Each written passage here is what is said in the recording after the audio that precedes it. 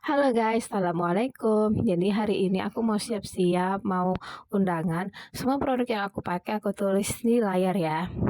Sambil cerita ya guys. Jadi gini, aku tuh sebetulnya kerja kan di instansi pemerintah gitu.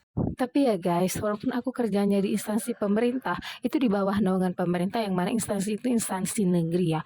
Aku kayak ngerasa kerja malah di swasta gitu, yang kayak yayasan, petingginya dari kayak turun temurun yang punya sekolah itu. Aku merasa tuh kayak gitu karena kalau misalnya aku nggak masuk sama mereka, kalau misalnya aku nggak sejalan sama mereka gitu. Jadi ada beberapa kayak sebetulnya nggak semua seperti itu, 4 pegawai lah gitu ya. Jadi mereka tuh sebetulnya nggak lama-lama banget, paling tua itu mereka di umur 44 tahun lah, bahkan ada yang lebih tua dari mereka, tapi nggak separah itu apanya, yang menguasai sekolah itu gitu kan. Jadi yang 4 orang ini kalau misalnya aku nggak sepemikiran sama mereka, beda jalannya, aku tahu nggak, aku dimusuhi tahu. Jadi pernah suatu saat itu kan karena aku nggak masuk, banyak komplain, jadi banyak nggak sepemikiran sama mereka tuh aku nggak jarang banget duduk di kantor kalau misalnya waktu istirahat gitu kan. Jadi aku lebih banyak menjauh.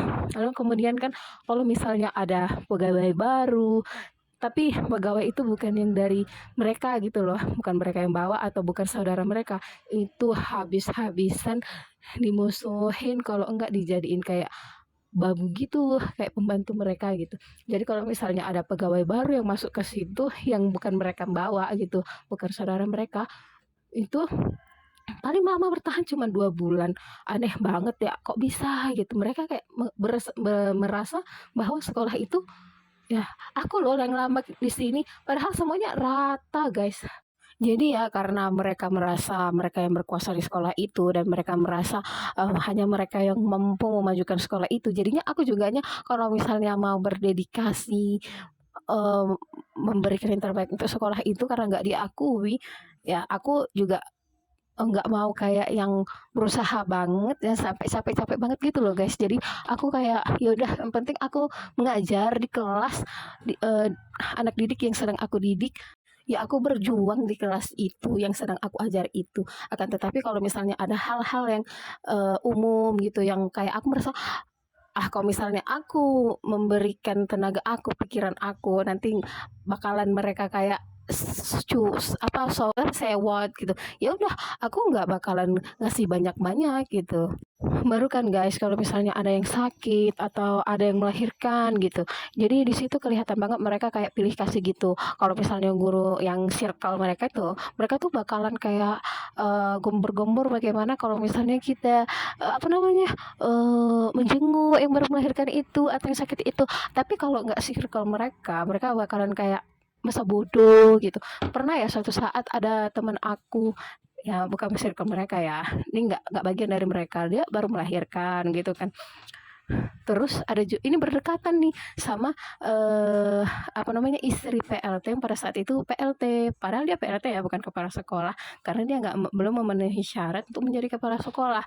Nah istri si PLT ini melahirkan ya kan ya, itu aku sampai dijemput ke rumah, eh, disuruh bawa beras, padahal padahal ya beras berapa sih, kenapa harus dari aku juga bilang gini, kenapa nggak beli aja sih, aku bilang gitu, cuman ya aku nggak mau ribet kan, ya udah aku bawa aja beras dari rumah. Kemudian kami menjenguk istri PLT di sekolah aku yang baru melahirkan itu.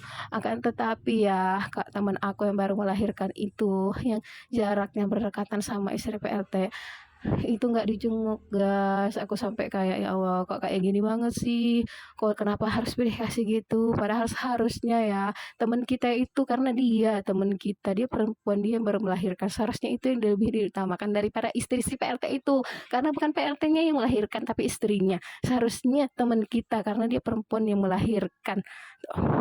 Aku sempat beberapa kali memutasi kan, cuman ya aku nyaman kalau di desanya ini, aku nyaman di lingkungan yang bukan lingkungan sekolah, lingkungan rumah aku nyaman, tapi ya udahlah di sini aja ditahan-tahan kan, namanya juga instansi pemerintah kan. Sampai kapan sih mereka seperti itu, bakalan ada yang datang, ada yang pergi, bisa bisa aja dipindahkan kemana gitu ya kan. Ya, sampai sekarang aku masih bertahan dan berharap mendapatkan kepala sekolah yang bijaksana. Terima kasih guys, sekian curhatan dari aku. Terima kasih sudah mendengarkan sampai akhir. Semoga aku bisa tetap betah di sekolah itu demi memperjuangkan rezeki yang halal, guys. Iya, prinsip kita kerja, kerja, terima gaji, pulang. Jangan ikut nimbrung, jangan ikut gosip karena dosa, guys, dosa.